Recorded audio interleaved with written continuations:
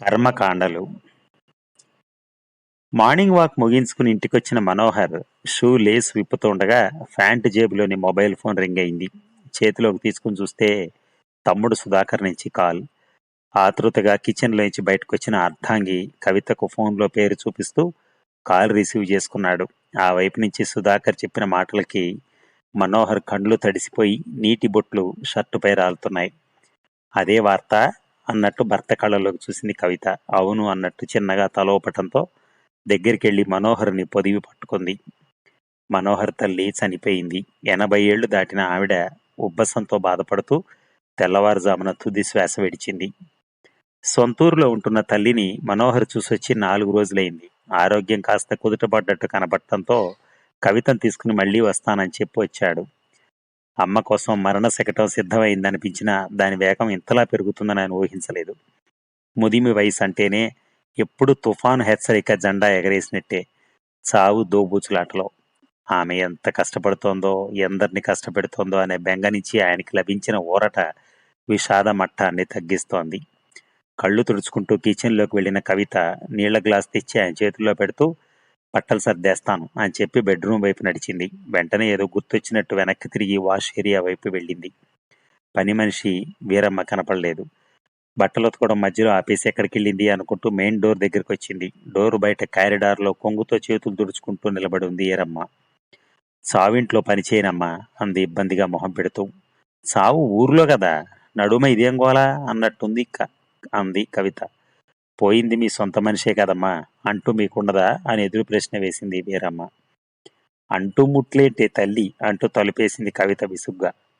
సగం ఉతికిన బట్టలని దండెంపై వేస్తుండగా పక్క ఫ్లాట్లోని అనసూయ మాటలు వినిపిస్తున్నాయి. బిరబిరా వెళ్ళిపోతున్నావిందే, మా ఇంట్లో పనిచేయవా అంటుందామె. చావు కబురు మెల్లగా ఆమెకు చెప్పినట్టుంది వీరమ్మ. సరే సరే, ఇంటికి పోయి శుభ్రంగా స్నానం చేసి రాపో అని కసురుకుంటూ తలుపేసింది అనసూయ. అనసూయ కవిత ఇద్దరు మిత్రులు అనే కన్నా వారి మధ్య 4 ఏండ్ల పరిచయం ఉంది అనాలి. పిండి వంటలు ఇచ్చి పుచ్చుకోటాలు, 2 ఏళ్లకి పని మనిషి ఒక్కరే కాబట్టి వచ్చిందా పోయిందా అనే ముచ్చట్లు వారి మధ్య సాగుతుంటాయి. అనసూయ భర్త విశ్వనాథం, మనోహర్ ఇద్దరిది టీచింగ్ ఫీల్డే. అయినా పక్క ఫ్లాట్లు కొన్నాకే పరిచయం ఏర్పడింది. బ్యాగు బయటపెట్టి మనోహర్ ఇంటికి తాళం వేస్తూ ఉండగా కవిత తాము ఊరెళ్తున్నట్టు చెప్పడానికి అనసూయ వాళ్ళ కాలింగ్ బెల్ నొక్కింది. తలుపు తెరుచుకోలేదు. మళ్లీ నొక్కింది. తలుపుకి జీవం రాలేదు. బ్యాగు తీసుకుని కవిత వైపు వస్తున్న మనోహర్ మొబైల్కి మెసేజ్ వచ్చింది. చూస్తే మీ తల్లి మరణానికి ప్రగాఢ సానుభూతి ఫ్రమ్ విశ్వనాథం అని ఉంది. మళ్లీ బిల్లు కొట్టేందుకు సిద్ధపడుతున్న కవితను వారిస్తూ మెసేజ్ చూపించాడు. ఆ తలుపు తెరుచుకోదు, నీ బెల్లుకి ఇదే సమాధానం అన్నట్టు సైగ చేస్తూ పద ముందుకి అంటూ ముందుకు నడిచాడు. 3 గంటలు ప్రయాణించి వాళ్ళ ఇంటికి చేరేసరికి సమయం 9 దాటింది. మనోహర్కు సుధాకర్తో పాటు ప్రకాష్ అనే చిన్న తమ్ముడున్నాడు. తల్లివి కొరిగి పెట్టేది చిన్నోడే. వరంగల్ నుంచి ప్రకాష్ రావడంతో ఊర్లోనే ఉండి సుధాకర్ అంత్యక్రియల పనులు వేగిరం చేయటంలో అటు ఇటు తిరుగుతున్నాడు. మనోహర్ తర్వాత 2 ఆడపిడ్డలు. వాళ్ళు శవపేటికి దగ్గరగా కుర్చీలు వేసుకుని కూర్చున్నారు. అప్పటికే దుఃఖభారంతో అలసిపోయినట్లున్నా అమ్మ చివరి చూపు కోసం వచ్చిన అమ్మలక్కలను పట్టుకుని తల్లితో వారికున్న అనుబంధాన్ని గుర్తు చేసుకుంటూ వెక్కి వెక్కి ఏడుస్తున్నారు. మనోహర్ కవితలను చూడగానే వారి శోకం కొత్త రాగం అందుకుంది. కొడుకులను కన్నావు గాని అమ్మా, వారి సేవకు నోచుకోలేదే అమ్మా. 4 తరాల సంతతి నీదమ్మా, నీకు నాన్నవాళ్లే లేరమ్మా. అందరూ నీ చావు గోరినోళ్లేనమ్మా, నీ ఉసురు తగిలిపోతారమ్మా. మనోహర్ వాళ్ళ అమ్మాయి బెంగళూరులో ఉంటోంది. ఆమె తొలి కాన్పు వల్ల సుమారు 1 ఏడాది పాటు వీళ్ళు అక్కడే ఉండక తప్పలేదు. అంత దూరమైనా మనోహర్ తల్లిని చుట్టానికి 2-3 నెలలకోసారి వచ్చి వెళ్ళేవాడు. చెల్లెళ్ల మాటలు విని తను సర్దుకుపోయిన నలుగురిలో ఇలా అవమానించడం కవితకు ఇబ్బందిగా ఉందని గ్రహించాడు మనోహర్. సరాసరి సుధాకర్ దగ్గరికి వెళ్ళి మేమేం పాపం చేశాంరా, ఏం బిషప్ మాటలు ఇవి అన్నాడు మొహం చిట్లిస్తూ. దహనం అయ్యేదాకా ఓపిక పట్టన్నయ్య, విననట్లే ఉండి పని గట్టెక్కించుకుందాం అని అన్న చేతులు పట్టుకున్నాడు సుధాకర్. సరే అని తలాడిస్తూ కవిత దగ్గరికి వెళ్ళి ఓపిక పట్టమన్నట్టు ఆమె తలని మురుతూ ఇంట్లోకి వెళ్ళాడు. ఎవరూ రాకండి, ఇక్కడ వసతులు లేవు, ఏదో హెల్త్ ప్రాబ్లం చెప్పి నేను కూడా రేపు వచ్చేస్తా అని గద్దించినట్లు ఫోన్లో మాట్లాడుతోంది మనోహరి పెద్ద చెల్లి. ఆయన వాష్రూమ్లో ఉన్న సంగతి ఆమెకు తెలియదు. చిన్నప్పటి ప్రేమలు కాలంతో పాటు పెరగకుండా ద్వేషంగా నలుగురిలో పరువు తీసేంత కసిగా ఎందుకు మారిపోతాయో అర్థం కాలేదు ఆయనకి. పెండిళ్లు కాగానే తోడబుట్టిన మగవాళ్ళు మారిపోతారని ఆడబిడ్డలు, పెండ్లై ఇన్నేళ్లైనా మీ వాళ్ళు కనపడగానే మొహం వెలిగిపోతుందని పెండ్లాలు, మగాళ్లను ఆడిపోసుకోవటం రివాజైంది. తల బెదిలించుకుని బయటకొచ్చాడు మనోహర్. అమ్మకు స్నానం చేయించి కొత్త వస్త్రాలను చుడుతున్నారు. తల కొరివి పెట్టే ప్రకాష్ తలపై నుంచి నీళ్లు కుమ్మరించుకుని కొత్త పంచె కట్టుకుంటున్నాడు. ఈ వయసులోనూ అమ్మ పొద్దున్నే స్నానం చేసి చక్కగా దువ్వుకొని హనుమాన్ల సింధూరంతో నొసట నామంగా చిన్నగా దిద్దుకుని పెద్ద అరుగు మీద కూర్చొని కుర్చీలో స్టూలుపై కాళ్ళు చాపుకుని ఇంటి ముందర నుంచి వచ్చిపోయే వాళ్ళని పేరుతో వరుసతో పలకరిస్తూ ఉండేది. పాలు, పెరుగు, పండ్లు, కూరగాయలు అమ్మేవాళ్ళంతా ఆమెకు ఆత్మబంధువులే.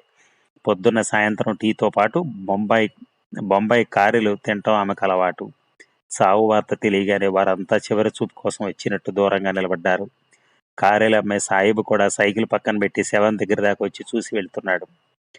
కుటుంబ సభ్యులు వరుసగా అమ్మ దగ్గరికి వెళ్ళి నోట్లో తులసి ఆకుతో 4 చుక్కలు నీళ్లు పోస్తున్నారు. తన వంతు వచ్చేసరికి తల్లి జ్ఞాపకాలతో పొంగుకొస్తున్న దుఃఖాన్ని ఆపుకోలేకపోయాడు మనోహర్. కవిత ఓదార్పుగా వెంట నడిచింది. అమ్మ అంతిమయాత్ర మొదలైంది. నలుగురు మోసే కాలం పోయి మహాప్రస్థానం వాహనాలు వచ్చాయి. నలుగురితో మంచిగా ఉండు అనే సామెత వట్టిపోయినట్లుంది.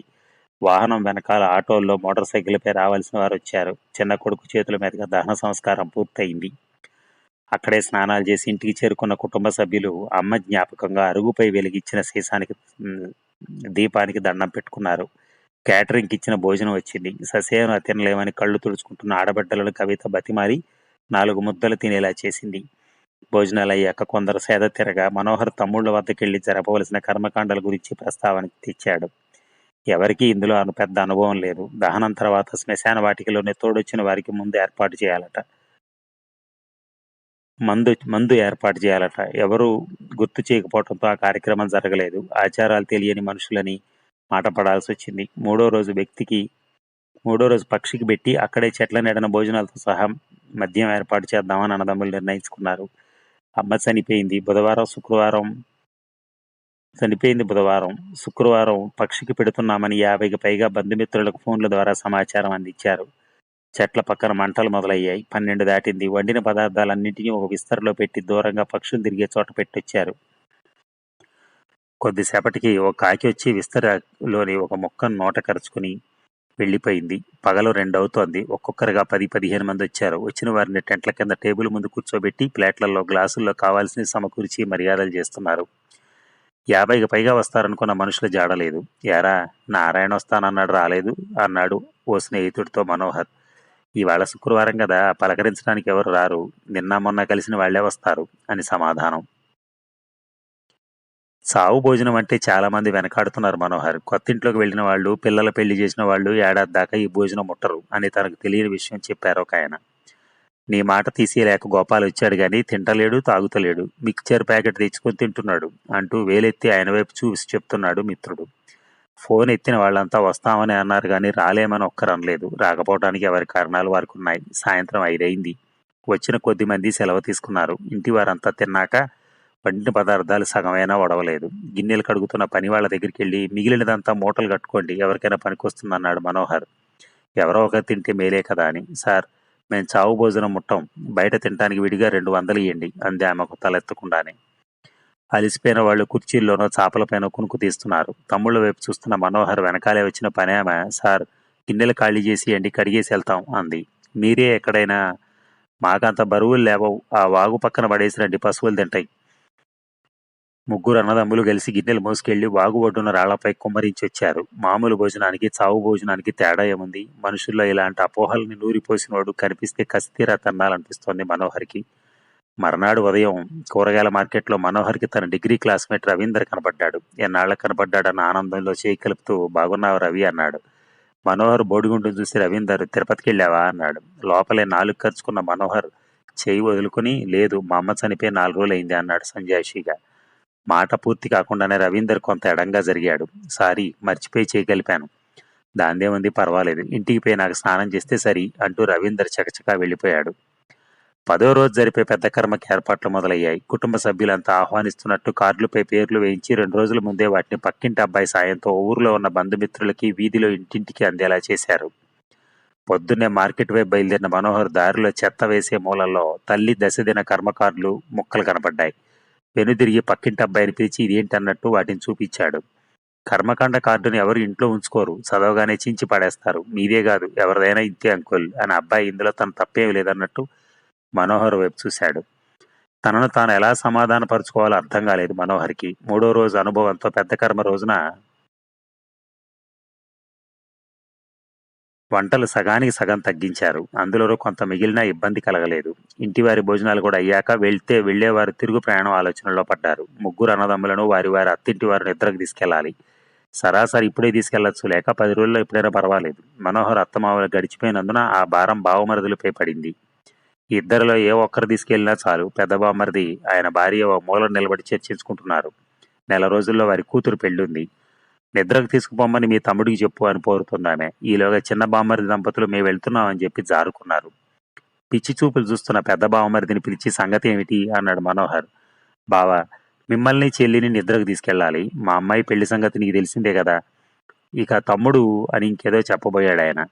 ఒరేయ్, మీరు పిలిచినా నేను రాను. ఏడాది పాటు మేమే ఎవరింటికి వెళ్ళాం. మీరు నిశ్చింతగా ఉండండి అంటూ ఆయన భుజాన్ని తట్టి ఇదంతా చూస్తున్న కవిత వైపు నడిచాడు మనోహర్. అన్నల అవమానకర ప్రవర్తనతో కవితకు తల్లిదండ్రులు గుర్తొచ్చారు. మనోహర్ దగ్గరికి రావడంతో ఆమె కన్నీరు ఆగలేదు. ఊరుకో, ఏడవకు, దీంట్లో వాళ్ళ తప్పే ఉంది. ఇలాంటి పనికిమాలిన ఆచారాలని వారి మెదళ్లలో కూర్చోబెట్టిన వారిని అనాలి అని ఓదార్చాడు. తిరుగు ప్రయాణంలో మనోహర్ మనసు నిలకడగా లేదు. పోయిన వారు మిగిల్చిన దుఃఖం కన్నా చుట్టూ ఉన్న మనుషుల ప్రవర్తన భరించడమే కష్టం. నిర్జీవమైన దేహం కాల్చితే బూడిదవుతుంది, పాతి పెడితే మట్టి అవుతుంది, వదిలేస్తే కుళ్ళు కంపు కొడుతుంది. ప్రేతం, భూతం అని చనిపోయిన వారిని అగౌరవపరుస్తూ అమానవీయంగా చిత్రీకరిస్తున్నారు. అమ్మ జ్ఞాపకంగా మిగిలిపోతుంది కానీ దెయ్యం ఎలా అయ్యి ఇతరులను భయపెడుతుంది, బాధ పెడుతుంది. జర్నీ సాంతం ఇవే ఆలోచనలు ఆయన్ని వేధించాయి. మరునాడు ఆఫీస్కి వెళ్లి తిరిగి వస్తూ దారిలో మోహన్ ఫౌండేషన్ నుంచి 2 అప్లికేషన్ ఫారాలు తీసుకొచ్చాడు మనోహర్. రావటంతోనే అందులోంచి ఒకదాన్ని కవిత చేతిలో పెట్టి చదవమన్నాడు. ముందు ఫ్రెష్గా అండి అంది కాగితం తీసుకుంటూ. అన్ని తర్వాతే, ముందు చెరో ఫారంపై సంతకం పెడదాం అంటూ సోఫాలో కూర్చున్నాడు. కవిత వైపు చూస్తూ, చనిపోయాక మన శరీరాలని మెడికల్ కాలేజీకి అప్పగించేందుకు ముందస్తు అంగీకార ధృవీకరణ పత్రం ఇది అని ఆమెకు చెప్పి తన సంతకం చేశాడు. ఇదిగో పెన్ను తీసుకో అన్నాడు, ఆలోచన అనవసరం అన్నట్టు. ఇప్పుడు ఇవన్నీ ఎందుకండి అంటూనే పెన్ను అందుకుని సంతకం చేసి పెన్ను కాగితాన్ని భర్త చేతిలో పెట్టింది. ఇలా చేస్తే కర్మకాండల నుంచి తప్పించుకోవచ్చు. దినాలు తద్దినాలు ఏవి వద్దని పిల్లల్ని రాతపూర్వకంగా కోరదాం. అంతగా అవసరం అనిపిస్తే చిన్న సంస్మరణ సమావేశం జరిపి తేనీటి విందు ఇవ్వమందాం. చావు సభను వచ్చిన వారంతా ఛాయ్ బిస్కెట్ తీసుకుంటారో లేదో. విషాద సందర్భంలో కవిత చమత్కారంగా మాట్లాడటంతో చానాళ్ల తర్వాత మనోహర్ మొహం నవ్వుతో విప్పారింది. ధన్యవాదాలు. Thank you.